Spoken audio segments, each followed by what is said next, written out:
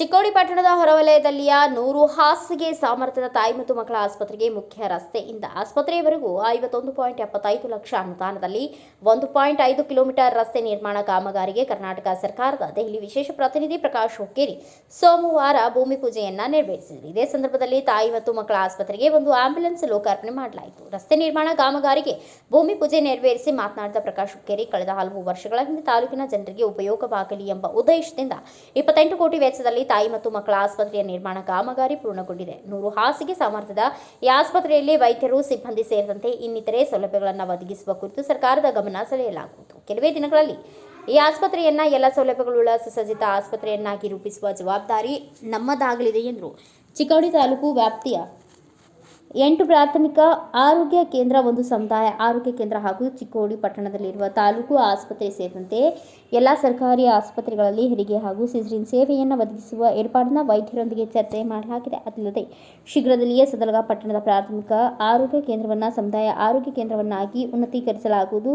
ಕೋದಳಿ ಗ್ರಾಮದಲ್ಲಿ ಹೊಸ ಪ್ರಾಥಮಿಕ ಆರೋಗ್ಯ ಕೇಂದ್ರವನ್ನು ತೆರೆಯುವುದಾಗಿ ಭರವಸೆ ನೀಡಿದರು. ಈ ಸಂದರ್ಭದಲ್ಲಿ ಚಿಕ್ಕೋಡಿ ತಾಲೂಕು ಆರೋಗ್ಯಾಧಿಕಾರಿ ಡಾಕ್ಟರ್ ಸುಕುಮಾರ್ ಬಾಗಾಯಿ, ತಾಲೂಕು ಆಸ್ಪತ್ರೆ ಮುಖ್ಯ ವೈದ್ಯಾಧಿಕಾರಿ ಮಹೇಶ್ ನಾಗರಪೆಟ್ಟ, ತಾಯಿ ಮತ್ತು ಮಕ್ಕಳ ಆಸ್ಪತ್ರೆ ವೈದ್ಯಾಧಿಕಾರಿ ಡಾಕ್ಟರ್ ವಿಜಯಲಕ್ಷ್ಮಿ ಸೇರಿದಂತೆ ಅನೇಕ ಉಪಸ್ಥಿತರಿದ್ದರು.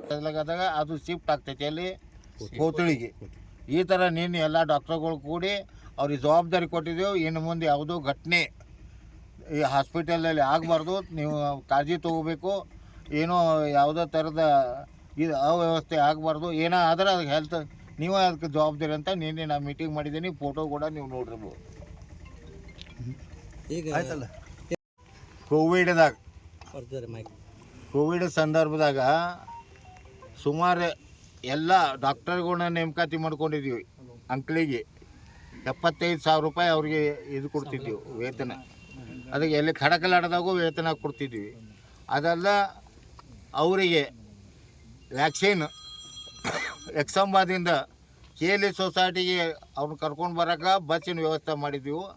ಮತ್ತು 75 ಲಕ್ಷ ರೂಪಾಯಿ KLEಗೆ ರೊಕ್ಕ ತುಂಬಿದ್ದೀವಿ. ತಮ್ಮ ಗೊತ್ತಾಯ್ತಲ್ಲ, ಅದ್ರ ಸಲುವಾಗಿ ಕೋವಿಡದಿಂದ ಜೀವ ಉಳಿಬೇಕು, ಬಡವ ಜನರ ಜೀವ ಉಳಿಬೇಕಂತೇಳಿ 75 ಲಕ್ಷ ರೂಪಾಯಿ RTGS ಮಾಡಿದ್ದೀವಿ KLE ಸೊಸೈಟಿ. ಮತ್ತು ಬಸ್ ಕೊಟ್ಟಿದ್ದೀವಿ ಅವರಿಗೆ ಎಲ್ಲ ಕಡೆ. ಆ ಬಸ್ನಾಗ ಹೋಗಿ ಅವರಲ್ಲಿ ಇದು ವ್ಯಾಕ್ಸಿನ್ ತೊಗೊಂಡು ಬರ್ತಿದ್ರು.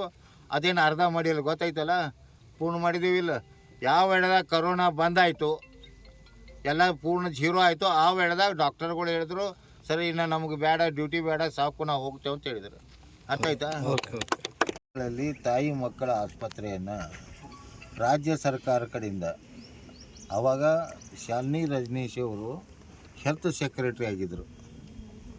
ಅವರಿಂದ ಪ್ರಸ್ತಾವನೆಯನ್ನು ತೆಗೆದುಕೊಂಡು ನಾವು ದಿಲ್ಲಿಗೆ ಹೋಗಿ, ದಿಲ್ಲಿ ಒಳಗೆ 2017ರಲ್ಲಿ ಆ 3 ತಾಯಿ ಮತ್ತು ಮಕ್ಕಳ ಆಸ್ಪತ್ರೆಗಳನ್ನು ನಾವು ಮಂಜೂರು ಮಾಡ್ಕೊಂಡು ಬಂದಿದ್ವಿ.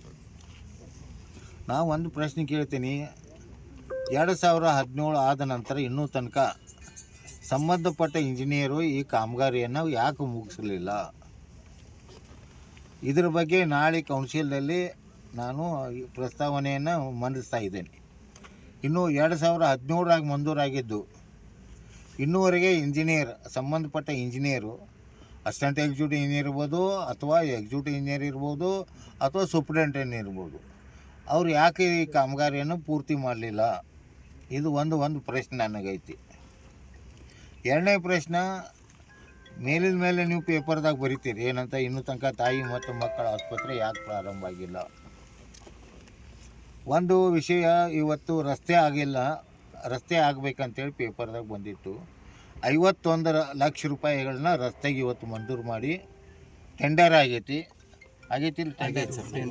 ಯಾರಿಗೆ? ಸಂಗ್ರಾಮ್ ಪೂಜಾರಿ ಅವ್ರಿಗೆ ಟೆಂಡರ್ ಆಗೈತಿ. ಆ ಟೆಂಡರ್ ಆಗಿ ಇವತ್ತು ಕೆಲಸ ಈಗ ಪ್ರಾರಂಭ ಮಾಡ್ತೀವಿ.